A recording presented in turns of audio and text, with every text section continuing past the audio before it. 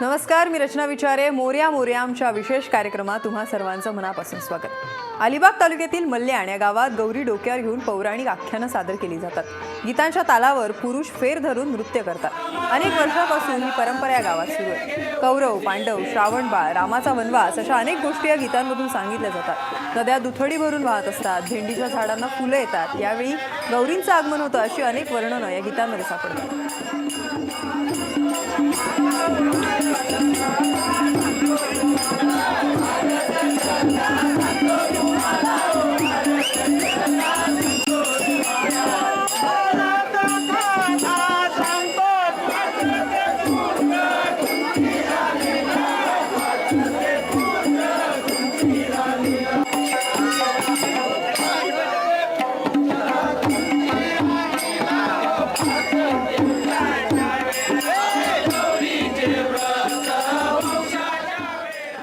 लातूर जिल्ह्यातील औसा शहरात चंदनाने बनवलेल्या गणेशाची प्रतिष्ठापना करण्यात आली आहे. चंदनाच्या मूर्तीमुळे औसा शहरातल्या मानाचा गणपतीचा मान या गणपतीला मिळालाय. ही गणेश मूर्ती फक्त 200 ग्रॅम वजनाची आहे. गेल्या अनेक वर्षांपासून या मूर्तीची स्थापना केली जाते. अलीकडे मोठमोठ्या मूर्ती स्थापन करण्याचा ट्रेंड असला तरी वीरशैव गणेश मंडळाने आपली ही परंपरा अजूनही जपली आहे.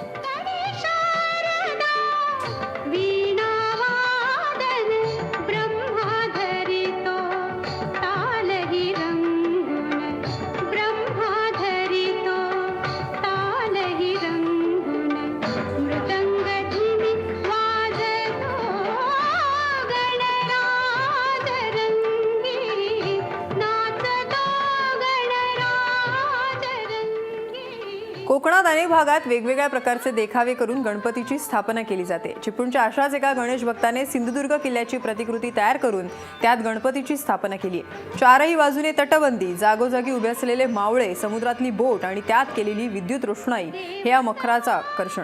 हे मखर बनवण्यासाठी रवींद्र गुरव यांना 15 दिवस लागले.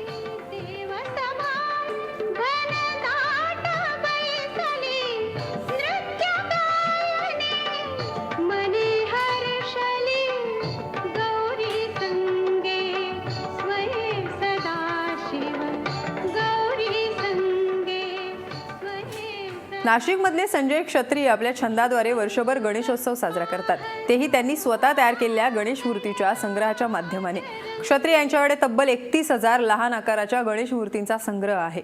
वेगवेगळ्या रूपात असलेल्या पाव इंचापासून ते 3 इंचापर्यंतच्या मूर्ती त्यांच्या संग्रहात पाहायला मिळतात. 17 वर्षांपूर्वी मूर्ती तयार करण्याची सुरू केलेली परंपरा संजय क्षत्रिय यांनी आजही कायम ठेवली. कामातून वेळ काढत चिमुकल्या आकाराच्या सुंदर आणि आकर्षक गणेश मूर्ती ते साकारत असतात. प्रथम तुला वंदितो कृपाळा गजानना गणराया. प्रथम तुला वंदितो. गणपती बाप्पा मोरया, पुढच्या वर्षी लवकर या असं म्हणत गणपती बाप्पाचं विसर्जन केलं जात आहे. गणपती आगमनापासूनच अगदी सगळे दिवस आनंदात हा सण साजरा केला जातो. त्याचबरोबर बाप्पाचं विसर्जनही तितक्या जल्लोषात करण्यात येतोय. मुंबईत सुद्धा बाप्पाच्या विसर्जनाचा हा जल्लोष आपल्याला पाहायला मिळतोय. मुंबईप्रमाणेच पुण्यात सुद्धा बाप्पाच्या आणि गौरीच्या विसर्जनाची ही लगबग भाविकांमध्ये आपल्याला पाहायला मिळते. ढोल ताशांच्या गजरात बाप्पाचं विसर्जन केलं जात आहे. गणपती बाप्पा मोरया, पुढच्या वर्षी लवकर याचा जयघोष आता चौपाट्यांवर तसंच नदीघाटावर आपल्याला घुमताना पाहायला मिळतो.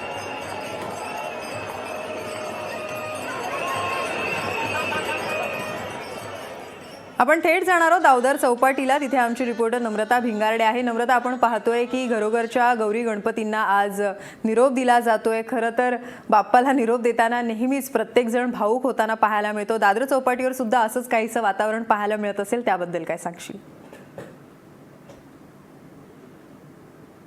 रचना, 7 दिवसांच्या गौरी गणपतीचं आज विसर्जन होत आहे. त्याच्यासाठी दुपारपासूनच दादर चौपाटीवरती भाविकांची गर्दी उसळली होती. समुद्राला सुद्धा भरती आलेली आहे. त्यामुळे आजच्या दिवसाचं विसर्जन हे अतिशय शांतपणे आणि सुरक्षितरित्या पार पडावं याच्यासाठी सगळ्या यंत्रणा या सज्ज झालेल्या आहेत.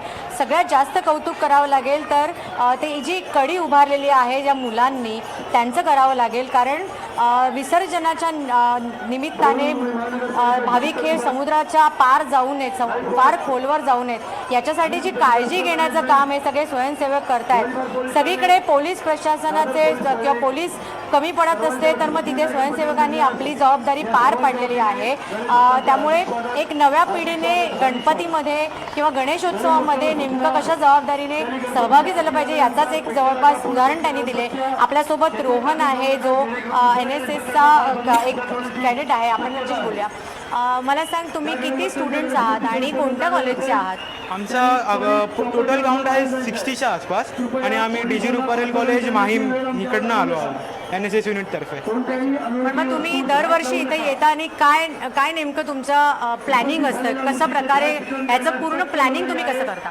आम्ही अनेक वर्षापासून करतोय. मागच्या वर्षी पण केलं होतं, यावर्षी पण केलं होतं. फक्त ज्युनियर्स सिनियर्स होतात आणि मग असे सिनियर्स बदलत राहतात. आणि आमचं प्लॅनिंग म्हणजे एकच असतं की क्राऊडला गेटपाशी थांबू द्यायचं नाही, पुढे सरकत जायचं आणि जेवढं लवकरात लवकर होईल भाविकांना इकडनं बाहेर घेऊन जायचं, हेच एवढं काम असतं आमचं. रुपारेल कॉलेजची ही 60 मुलं आहेत. दरवर्षी ही 60 जणांची टीम इथे येते आणि दर विसर्जनाला ते या भाविकांच्या सुरक्षेची काळजी घेत असतात. हेच महत्त्वाचं आपण समजू शकतो. अगदी खरे. स्वयंसेवक जरी तिथे हजर असले, पोलीस प्रशासनाची जरी तिथे आपण पाहिली की उपाययोजना केलेली असली तरी या सगळ्या सुरक्षित बंदोबस्तात सुद्धा आपण पाहतो की भाविक स्वतःहून जाऊन आपल्या गणपती बाप्पाचं विसर्जन करत असतात. भाविकांमधून नेमक्या काय प्रतिक्रिया उमटतात?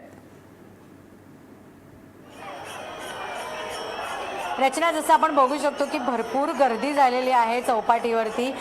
जे काही छोटी छोटी मंडळं असतील किंवा घरगुती बाप्पा असतील या सगळ्यांना घेऊन ही सगळीजणं विसर्जनासाठी आलेली आहेत. प्रशासनाने किंवा पालिकेने त्यांना बोटींची सोय उपलब्ध करून दिली आहे जेणेकरून किनाऱ्यावरनंच त्या मूर्तींना ते सगळे स्वयंसेवक आतमध्ये बोटीतनं घेऊन जातील आणि त्यांचं विसर्जन करतील. मात्र काही भाविक आत्ताही आतमध्ये जाण्याचा प्रयत्न करत आहेत, मात्र तिकडे सगळे जे तटरक्षक दलाचे कार्यकर्ते आहेत ते त्यांना रोखत आहेत. फार भाविकांनी आत जाऊ नये याच्यासाठी वारंवार आवाहन केलं जात आहे. पोलीस सुद्धा त्यांना आवाहन करत आहेत, कारण कालच स्टिंगरे आणि जेलीफिश यांचा संभाव्य धोका वर्तवण्यात आला होता. मात्र आजही पोलीस आवाहन करत आहेत की त्यांनी नातेवाईकांनी किंवा भाविकांनी या समुद्र किनाऱ्यापासून थोडंसं लांब राहावं, फार पाण्यात जाऊ नये आणि त्या माशांपासून सावध राहावं. एकूणच ही सगळी यंत्रणा अतिशय सुसज्ज अशी आहे आणि आजचा जो 7 दिवसांचा गौरी गणपतीचा विसर्जनाचा दिवस आहे हा तो व्यवस्थितरित्या पार पडावा याच्यासाठी नीट काळजी घेतली जाते. अगदी खरे. स्टिंगरे आणि जेलीफिश या माशांचा कुठेही धोका उद्भवू नये यासाठी खरं तर ही काळजी प्रशासनाकडून घेण्यात आल्याचं आपल्याला पाहायला मिळते. त्याला भाविक सुद्धा तेवढ्याच प्रोत्साहन देताना पाहायला मिळतात किंवा सहकार्य करताना आपल्याला पाहायला मिळत आहे. थँक्स नम्रता दिलेल्या सविस्तर माहितीबद्दल. जगभरातील गणपतींचं दर्शन जर एकाच ठिकाणी झालं तर विरारमधील एका व्यक्तीने अशा गणपतीच्या मूर्तींचा छंद जोपासलाय की ज्या जगभरातील विविध रूपातील गणपतीच्या मूर्ती आपल्याला पाहायला मिळतात. एकूण 300च्या जवळपास मूर्तींचा संग्रह विरारमधल्या महेश पाटील यांनी केलाय. जगभर फिरून त्यांनी हा संग्रह केलाय. Japan, Malaysia, Nepal, Bhutan, Sri Lanka, Myanmar, Vietnam, Cambodia, Tibet, Indonesia, Thailand आणि अन्य देशातील मिळून तब्बल 300हून जास्त मूर्ती त्यांनी संग्रहित केल्या.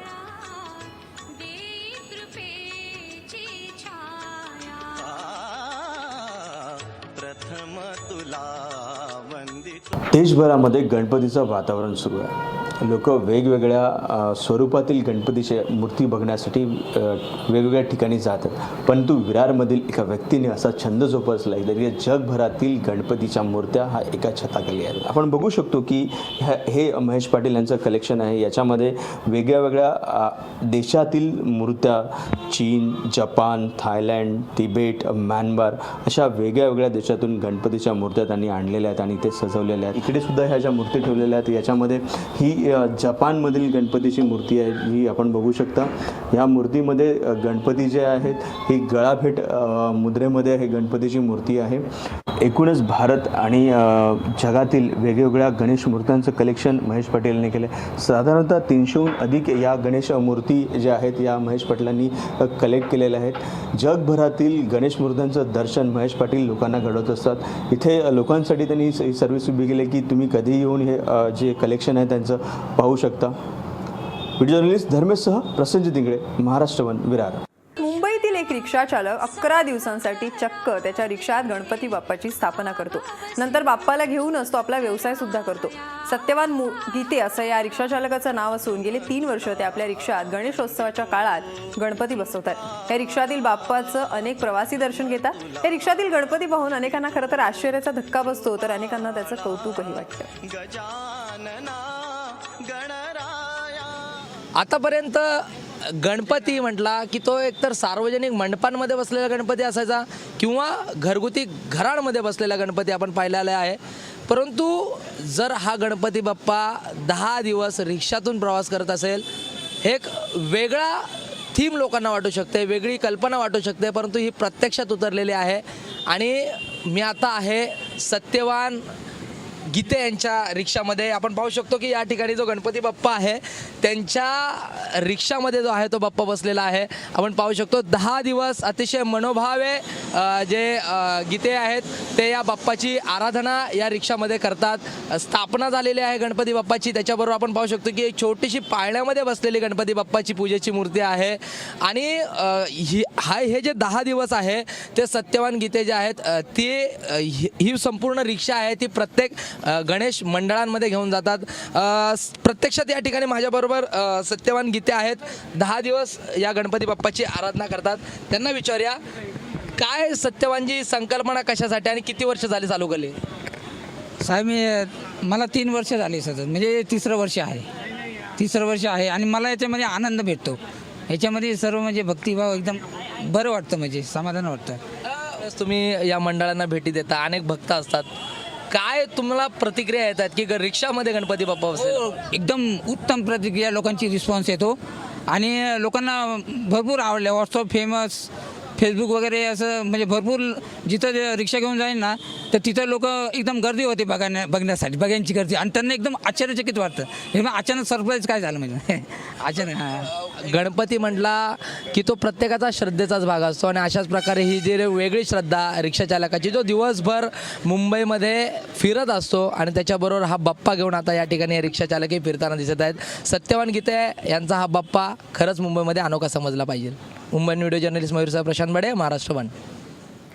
नालासोपाऱ्यातल्या नवयुवक मित्रमंडळाने उपवासाच्या पदार्थाने गणेश मूर्ती साकारली आहे. नेमकं या मूर्तीचं काय वैशिष्ट्य आहे याबाबत आपल्याला अधिक माहिती देते आमची रिपोर्टर मानसी साळसकर.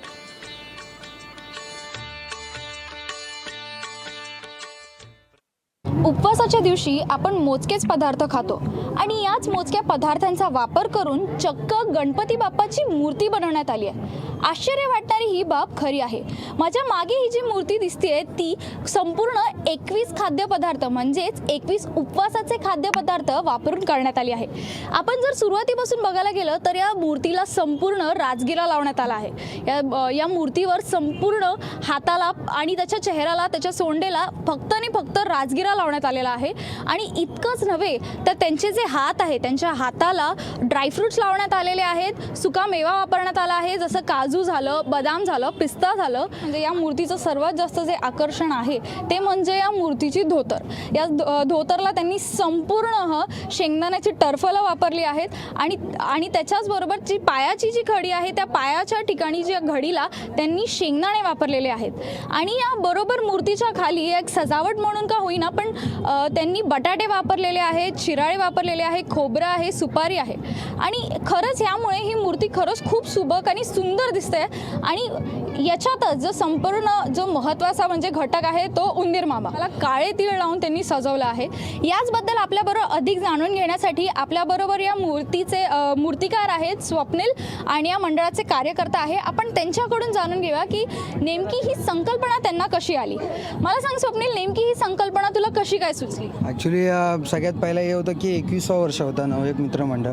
तर दरवर्षी त्यांनी मूर्ती दरवर्षी असेच साधे एक सिंपल राजे टाईप आणायचे. तर विचार मनात आला की काहीतरी 21वा वर्ष आहे तर 21 काहीतरी असं करू की ज्याच्यानी ज्यांच्याकडून आपण जे दक्षिणा घेतो तर ते आपल्याला असं वाटतं की त्यांच्या मनात पण काहीतरी भावना होऊ दे. आणि ह्या मूर्तीवरती काही अशी कुठल्या केमिकल वगैरे यूज नाही केलं की ज्याच्यानी मूर्ती विसर्जन केली तर त्या आतमधले जे पशुपक्षी आहेत तर त्यांना कुठला तरी धोका होऊ दे.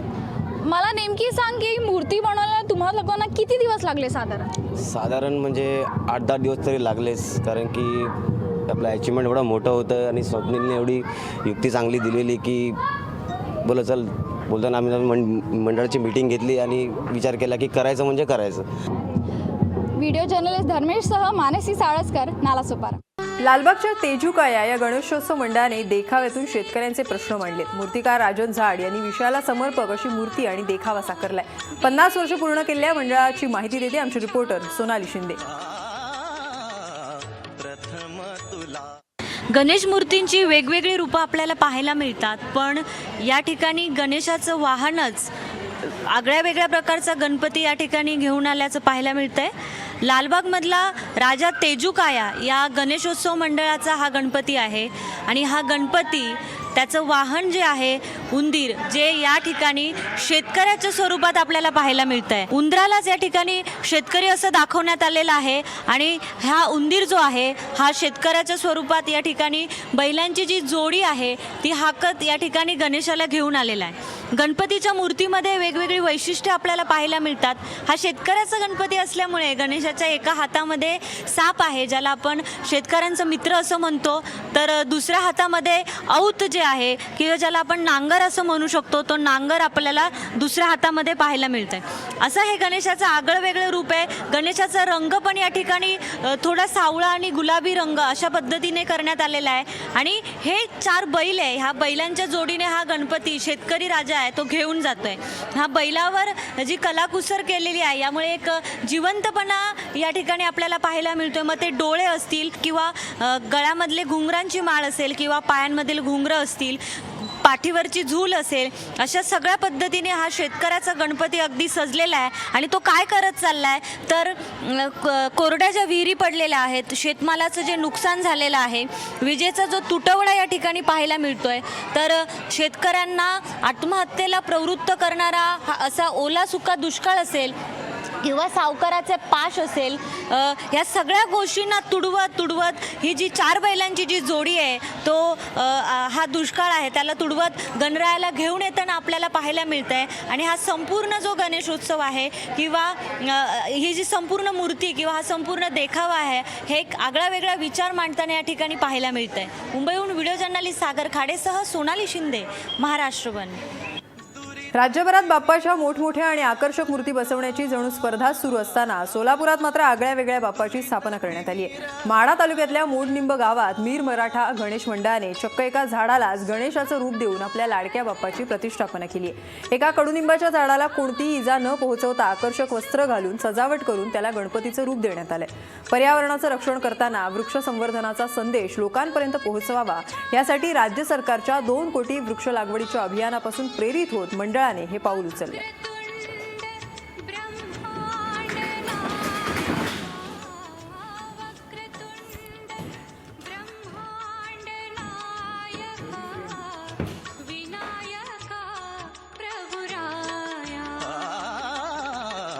प्रथम तुला. मोर्या मोर्या आमच्या विशेष कार्यक्रमात आता मात्र इथेच थांबूया. नमस्कार.